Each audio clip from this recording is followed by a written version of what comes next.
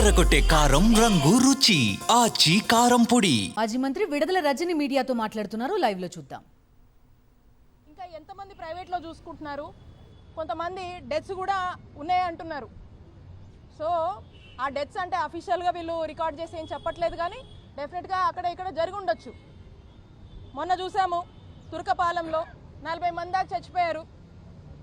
ఎందుకు చచ్చిపోయారు, root cause ఏంటి, ఎందువల్ల ఇలా జరుగుతుంది, దాని మీద కూడా ఇప్పటికీ కూడా ఈ ప్రభుత్వానికి ఇంత కూడా దాని మీద కూడా తెలుసుకుందామని కానీ ఏదైనా చేద్దాము ఎందువల్ల ఇలా అయిందని కానీ అది దాని మీద కూడా ఏం చిత్తశుద్ధి లేదు.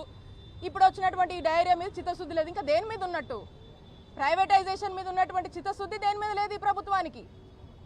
ఇప్పటికైనా మేల్కొని, అండ్ ఇక్కడ చూసాం లోపల ఫెసిలిటీస్, లోపల కనీసము సలైన్ పెట్టడానికి కూడా స్టాండ్స్, ఒక సలైన్ని ఇద్దరికో ముగ్గురికో లేకపోతే తాళ్లు కట్టి వేస్తూ ఉన్నారు. ఏమైనాయి సలైన్లు పెట్టే స్టాండ్లు కూడా లేవా, ఆ మాత్రం లేవా? ఆ బెడ్స్ కూడా ఒకరిద్దరు షేర్ చేసుకుంటా ఉన్నారు.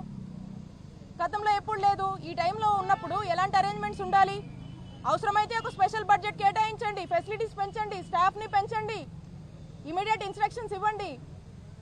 ఏదో ఉన్నారు కదా వాళ్ళు చేసుకుంటారని వదిలేస్తే వాళ్ళు కూడా ఏం పట్టించుకుంటారు? ఉన్నటువంటి మినిమల్ రిసోర్సెస్లో వాళ్ళు కూడా ఏం చేయలేరు.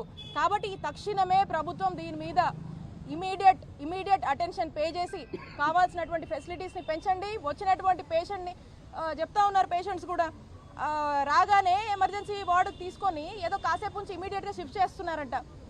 ఎందుకు చేస్తున్నారంటే ఇంకంతే, అంతకుమించి చేసేది ఏం లేదని మాట్లాడుతూ ఉన్నారు. ఆ పేషెంట్కి ఏం ఫుడ్ ఇస్తున్నారు? మరి డైరీ వచ్చి సఫర్ అవుతున్నారు. వాళ్ళకి సంబంధించినటువంటి సాఫ్ట్ ఫుడ్ ఇవ్వాలి కదా. ఆ ఫుడ్ మీద ఏం మెజర్స్ తీసుకుంటున్నారు? ఇంతమంది పేషెంట్స్ ఉన్నారు, అవేం లేదు. ఫ్యాన్లు ఏం సరిగా తిరగట్లేదు, అక్కడక్కడ అసలు లైట్లు కూడా పనిచేయట్లేదు. అండ్ వాష్రూమ్స్ ఇందాక చూశాను, ఈ పేషెంట్స్ అందరూ వచ్చారు, మరి బెడ్ రిడన్ అయి ఉన్నారు. వాష్రూమ్స్ అసలు నేను చెప్పకూడదు, అసలుకి అంత ఘోరంగా ఉన్నాయి. స్పెషల్ మెయింటెనెన్స్ చేయాలని తెలీదా? ఇలాంటి సిచ్యువేషన్ వచ్చినప్పుడు everything has to be paid, minute attention అనేది ఉండాలి. ఇది ప్రభుత్వంగా మన బాధ్యత.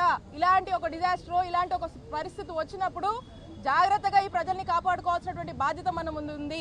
ఖచ్చితంగా నేను చెప్తా ఉన్నాను, కలెక్టర్ గారు ఇమీడియట్గా అన్ని విషయాల్లో కూడా మైక్రో లెవెల్లో దీని మీద అటెన్షన్ పే చేయాల్సినటువంటి అవసరం ఉంది. At the same time commissioner గారు వాటర్ కంటామినేషన్ అయినటువంటి అన్ని కాజెస్ చదివి మీరు తీసినటువంటి ల్యాబ్ టెస్టులు రిపోర్ట్లు ఏమైనాయో బయటకు పెట్టాల్సినటువంటి అవసరం ఉంది.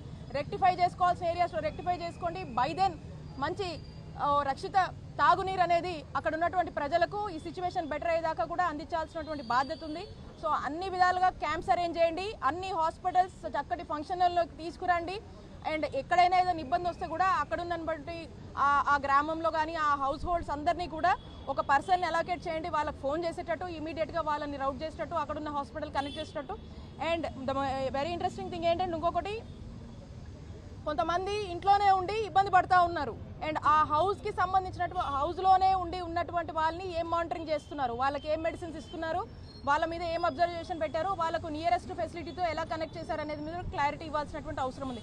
కాబట్టి నేను చెప్పినటువంటి అన్ని విషయాల మీద ఈ ప్రజలను ఉద్దేశించి ఈ డయేరియా కంట్రోల్కి కావాల్సినటువంటి అన్ని మెజర్స్ తక్షణమే ఈ ప్రభుత్వం మేల్కొని తీసుకోవాల్సినటువంటి బాధ్యత ఈ ప్రభుత్వం అందేందుకు మరొకసారి గుర్తు చేస్తాం.